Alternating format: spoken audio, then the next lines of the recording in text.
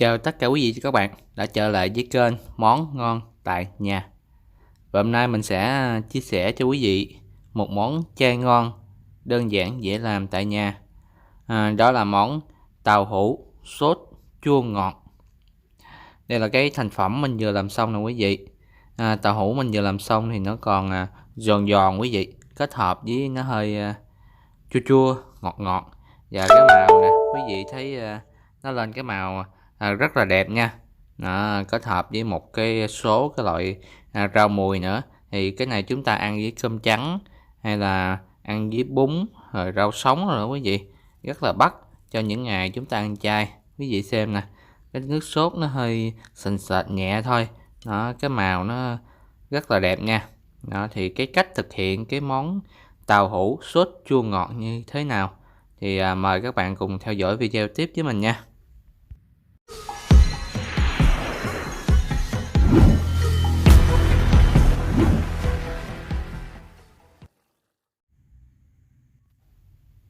Rồi, bây giờ trước tiên mình sẽ giới thiệu những cái thành phần nguyên liệu cần thiết để chúng ta thực hiện món tàu hũ sốt chua ngọt. Trước tiên quý vị chuẩn bị cho mình đó là 5 miếng tàu hũ trắng nha quý vị. Tàu hũ mà chúng ta chưa chiên thì về chúng ta chiên lại thì nó sẽ ngon hơn. Miếng tàu hũ mà mình mới mua nè, ở ngoài tiệm người ta làm còn nóng hổi quý vị, rất là ngon. Và bên cạnh đó thì quý vị chuẩn bị cho mình một số rau mùi, đó là ớt nè quý vị, rồi quế nè, rồi ngò gai nè, và một quả chanh cũng như là hành tím.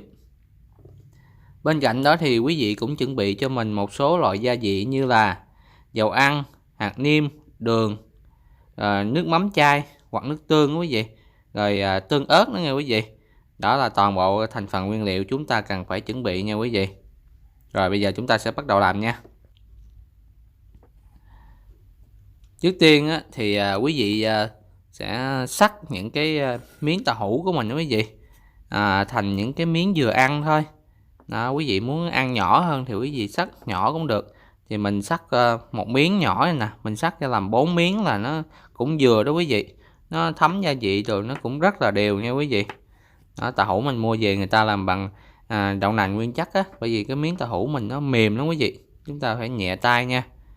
Mình cắt làm 4 thôi, các bạn có thể cắt làm 8 cũng được, tại vì cái này mình phải chiên lại nữa. Rồi sau khi mà cắt tàu hũ xong rồi, mình cũng cắt cái củ hành tím ra luôn.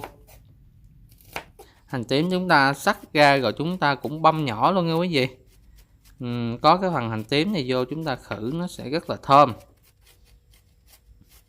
Rồi tiếp tục sau khi mà các bạn cắt hành tím ra thì bây giờ các bạn cũng cắt luôn cái phần ngò gai của mình ra. Ngò gai thì chúng ta cắt ra không có nhuyễn hung quý vị, đoạn vừa vừa vậy thôi. Rồi tiếp tục nữa là chúng ta bắt cái chảo lên. Đợi chảo nóng thì chúng ta sẽ cho dầu ăn vào. Các bạn cho khoảng nửa chén dầu ăn đi, hơi nhiều dầu ăn chút xíu, tại vì chúng ta chiên tàu hũ á, nhiều dầu ăn chút xíu thì cái miếng tàu hũ của chúng ta nó sẽ vàng và nó giòn, nó ngon hơn quý vị. Nó sẽ nó vàng đều cái miếng tàu hũ á, chúng ta chiên rất là ngon.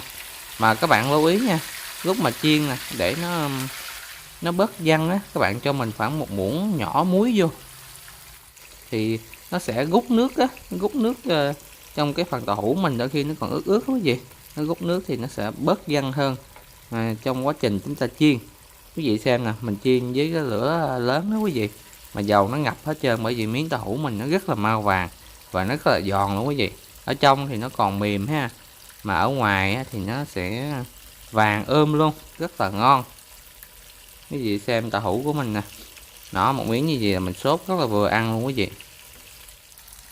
Đó, bây giờ quý vị xem là mình chiên được chút xíu rồi, nó vàng hết rồi nè, như vậy là được rồi nha quý vị, nó vàng đều hết là được rồi đó. Đó, giờ mình sẽ gấp ra hết. Nếu quý vị có để cái miếng thấm dầu á, chúng ta để, còn bữa nay mình hết cái miếng thấm dầu rồi, mình để lên dĩa luôn để cho nó rút dầu bớt đi. Ăn nhiều dầu quá cũng không có tốt cho sức khỏe quý vị. Ở đây thì mình sử dụng dầu đậu nành thôi. Rồi xong, cái dĩa tàu hũ thấy rất là ngon nha quý vị. Rồi cái công đoạn này đã xong thì chúng ta sẽ tiếp tục chúng ta bỏ bớt dầu ra đi nha quý vị, rồi chúng ta để lại một xíu thôi, rồi chúng ta bỏ cái phần hành tím của mình băm mới nãy á, rồi chúng ta bỏ lại, rồi chúng ta đảo đều. Lúc này là chúng ta sấy cái phần hành này nè cho nó thơm. Sau khi mà nó thơm rồi đó, chúng ta bỏ nước vô nha quý vị. Bây giờ thì quý vị bỏ cho mình 3 giá nước lạnh. Tiếp tục á là quý vị cho mình thêm đó là 1 giá nước mắm chai. Rồi bây giờ chúng ta để cho nó nóng lên nha. 3 giá nước lạnh, 1 giá nước mắm chai. Tiếp tục đó là tương ớt thôi quý vị. Chúng ta cho 1 muỗng tương ớt vô để cho cái màu nước sốt chúng ta nó rất là đẹp, mà nó hơi kẹo kẹo đó quý vị. Mình cho 1 muỗng thôi. Cái này cái muỗng canh nhỏ đó quý vị. Nếu vị thích mà nó cay hơn á thì chúng ta có thể cho thêm 1 muỗng nữa. Chủ yếu là vừa cái khẩu vị gia đình chúng ta thôi. Nó vừa cay cay nè, mà nó lại có màu đẹp nữa. Đó, quý vị thấy bây giờ cái màu nó rất là đẹp rồi ha.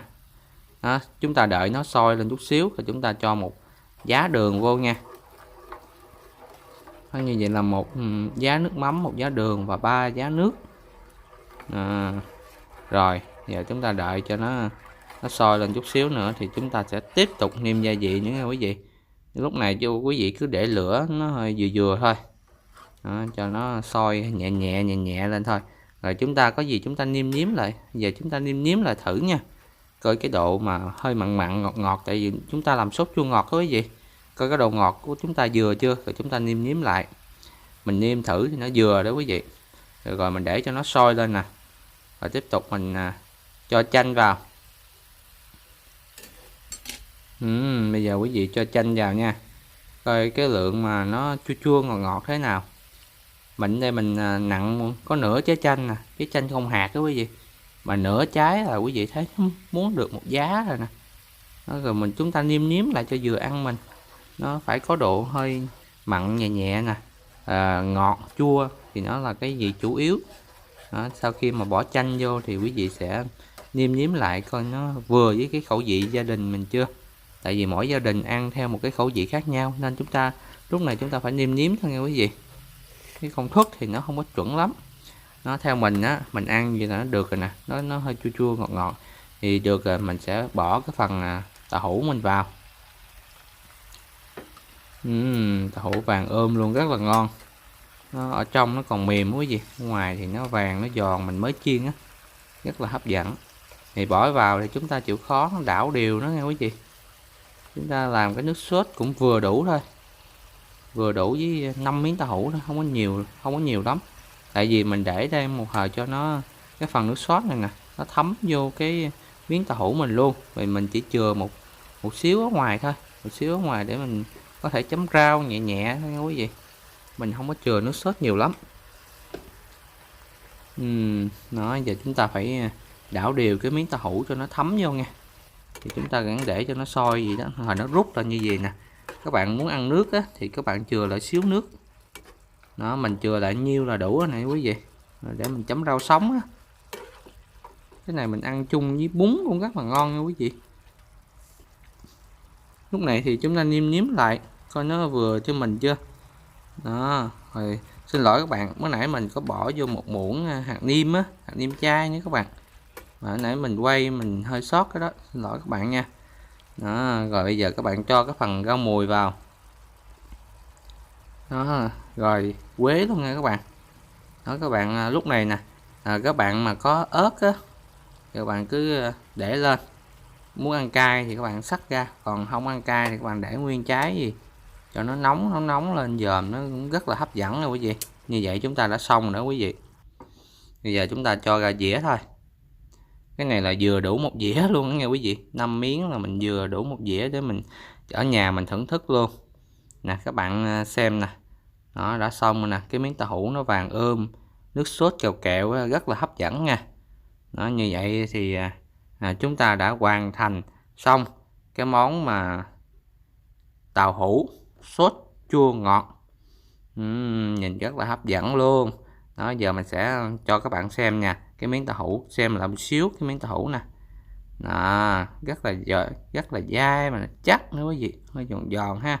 Khi mình ăn nè, mình chấm lại với miếng nước sốt á, mình chấm lại chút xíu ha, mình lăn lăn qua chút xíu. Cái này ăn với cơm trắng là tuyệt vời luôn. Thì cảm ơn các bạn đã luôn ủng hộ theo dõi kênh Món Ngon Tại Nhà. Nếu thích hãy nhớ ấn cho mình một like, share và chia sẻ cho nhiều người xem hơn nhìn những cái thức ăn chay rất là ngon như thế này. Cảm ơn các bạn đã theo dõi. Xin chào tạm biệt.